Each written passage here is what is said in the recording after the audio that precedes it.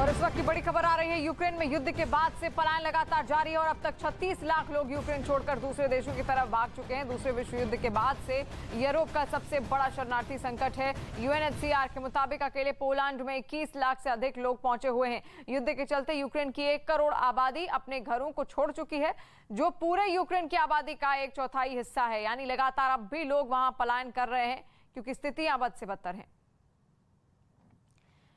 और नेटो ने ज़ेलेंस्की को आमंत्रित किया है। ज़ेलेंस्की को नेटो की ओर से आमंत्रण मिला है और सम्मेलन को संबोधित करने के लिए गुरुवार को नेटो शिखर सम्मेलन में उनको आमंत्रित किया गया है। तो बड़ी खबर इस वक्त की आप देख रहे हैं, नेटो सम्मेलन का हिस्सा बन सकते हैं ज़ेलेंस्की, और जहां उनको आमंत्रण भी दिया गया है ताकि वो अपना संबोधन वहां पर रख सकें। वहीं यूक्रेन के डोनेस्क शहर पर कब्जे की लड़ाई तेज हो गई। इस शहर के मरिनका इलाके में रूस के समर्थन वाले अलगाववादियों और यूक्रेन की सेना के बीच भीषण जंग जारी है, जिसके तहत रूस के समर्थन वाले अलगाववादियों ने एक बार फिर डोनेस्क के मरिनका इलाके पर ताबड़तोड़ हमले किए।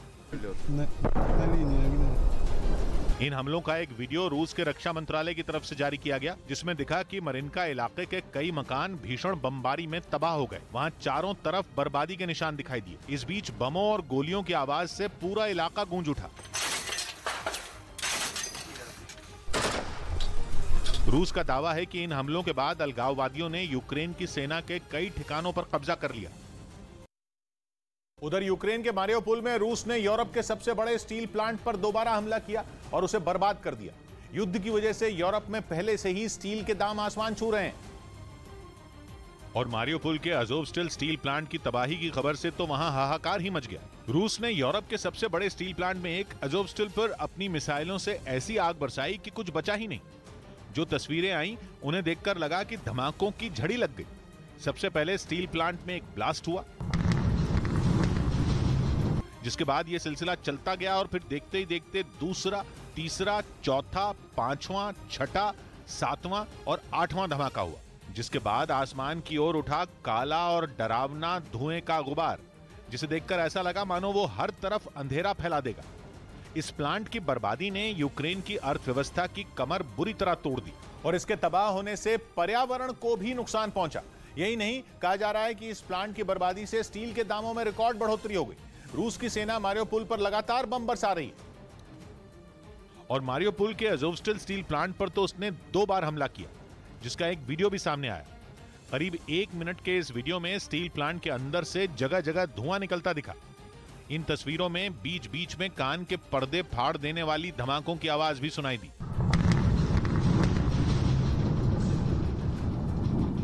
अज़ोवस्टल स्टील प्लांट अज़ोव सागर के किनारे बसे मारियोपोल शहर में है, जहां रूस की सेना ने ऐसा तांडव किया कि उसे भूतिया शहर बोला जाने लगा। कीव में अमेरिकी दूतावास की ओर से किए गए ट्वीट में तो ये तक लिख दिया गया कि मारियोपोल एक भूतिया शहर बन चुका है, क्योंकि एक बेहद खूबसूरत शहर 80% बर्बाद हो चुका है, जिसमें 40% हिस्सा ऐसा है जिसे दोबारा बना पाना करीब करीब नामुमकिन माना जा रहा है। लेकिन अज़ोवस्टल स्टील प्लांट के मालिक ने दावा किया कि वो उसे फिर से शुरू करेंगे। ये स्टील प्लांट यूक्रेन के सबसे अमीर शख्स कहे जाने वाले रिनाता अखमेतोवा का है, जिन्होंने जानकारी दी कि रूस के हमले के बाद प्लांट में ऐसे इंतजाम कर दिए गए थे कि पर्यावरण को कम नुकसान पहुंचे। लेकिन रूस के हमले में इस प्लांट को नुकसान पहुंचने से यूरोप में स्टील के दाम जबरदस्त बढ़ोतरी हो सकती है, क्योंकि रूस को सबक सिखाने के लिए यूरोप के कई देशों ने वहां से स्टील आयात पर रोक लगा दी थी। लेकिन अब रूस ने यूक्रेन के अज़ोवस्टल स्टील प्लांट को बर्बाद कर दिया है, यानी कि यूरोप के देशों को स्टील मिलने का एक बड़ा जरिया बंद हो चुका है। युद्ध से पहले रूस और यूक्रेन यूरोप के देशों को हर साल करीब 4.5 करोड़ टन स्टील का निर्यात करते थे। अकेले रूस से यूरोप को 1.5 करोड़ टन स्टील का निर्यात होता है।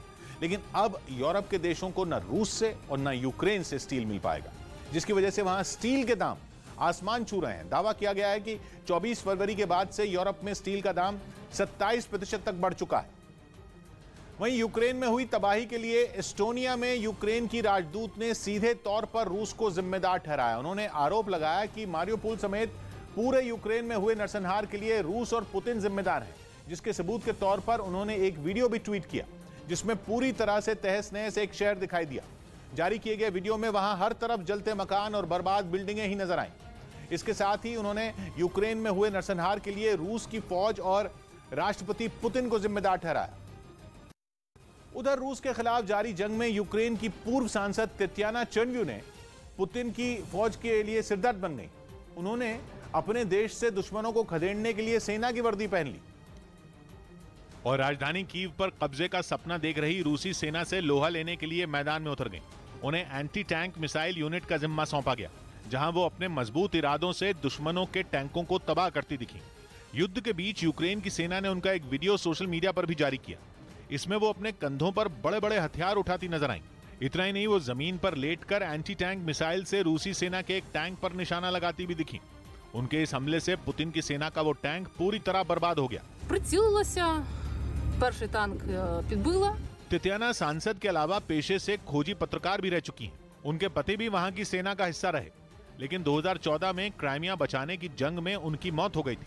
हालांकि उस दौरान भी ततियाना चर्नव्यू ने रूस के खिलाफ हथियार उठाकर सभी को चौंका दिया था। इस बीच यूक्रेन के पूर्व सांसद इगर कोज़वित्स्की की पत्नी अनस्तेसिया करोड़ों रुपए के साथ हंगरी में पकड़ी गई। आरोप है कि वो इस भारी भरकम रकम के साथ यूक्रेन से भागने की तैयारी में थी, लेकिन यूक्रेन के पड़ोसी देश हंगरी के बॉर्डर पर उन्हें पकड़ लिया गया। इस दौरान उनके पास से कई सूटकेस मिले। दावा किया गया कि हंगरी बॉर्डर पर तैनात सुरक्षा कर्मियों ने जब ये सूटकेस खोले तो वो दंग रह गए, क्योंकि इनमें $28 मिलियन और 1 मिलियन से ज्यादा यूरो भरे हुए थे। यानी उनके पास भारतीय रुपयों के हिसाब से करीब 225 करोड़ रुपए रखे हुए थे। इसके बाद जांच एजेंसियों ने उनसे पूछताछ की और सही जवाब न मिलने पर उनके खिलाफ केस दर्ज कर लिया।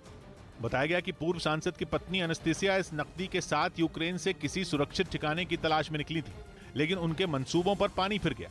इसके बाद यूक्रेन समेत दुनिया भर के कई लोगों ने सोशल मीडिया पर उनकी आलोचना की। हालांकि पूर्व सांसद इगर कोज़वित्स्की ने अपनी पत्नी पर लगे आरोपों को गलत बताया।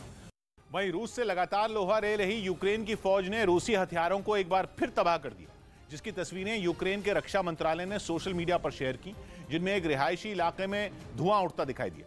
धुआं सड़क पर जलते रूस के हथियारों से उठता नजर आया, वो भी इतना घना कि उसके आसपास क्या है यह पता लगाना भी मुश्किल हो गया। जो तस्वीरें सामने आई उनमें एक के बाद एक रूस की सेना के कुछ हथियारों में धमाके होते नजर आए, जिनके बाद पूरे इलाके में धुआं फैलता चला गया।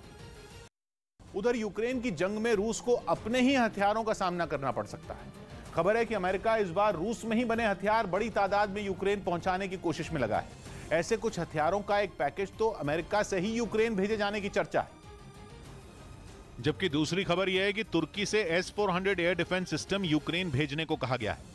मतलब रूस का सबसे मजबूत सुरक्षा कवच रूस के ही खिलाफ तैनात करने की योजना है। S-400 दुनिया का सबसे मजबूत एयर डिफेंस सिस्टम माना जाता है। तुर्की ने 2019 में रूस से S-400 एयर डिफेंस सिस्टम खरीदा था। नाटो का सदस्य देश होने के बावजूद तुर्की को अपनी सुरक्षा के लिए S-400 की जरूरत पड़ी थी। पिछले कुछ सालों में तुर्की और अमेरिका के बीच इसी S-400 की वजह से तल्खियां बढ़ी थी। अमेरिका ने तुर्की पर कुछ पाबंदियां तक लगा दी थी, लेकिन अब अमेरिका की कोशिश है कि नाटो के सदस्य देशों को एकजुट किया जाए। खबर है कि अमेरिका ने तुर्की से S-400 air defence system Ukraine को देने को कहा है, ताकि नए सिरे से रिश्तों की शुरुआत की जाए। हालांकि अमेरिका की इस सलाह पर अभी तुर्की के जवाब की कोई खबर नहीं है। हालांकि अमेरिका पहले ही दावा कर चुका है कि वो यूक्रेन को कुछ S-300 एयर डिफेंस सिस्टम भी भेजने वाला है। ये रूस में बना ऐसा डिफेंस सिस्टम है जिसका इस्तेमाल यूक्रेन भी कर चुका है। सोवियत संघ के दौर में यूक्रेन की सेना के पास S-300 हुआ करता था।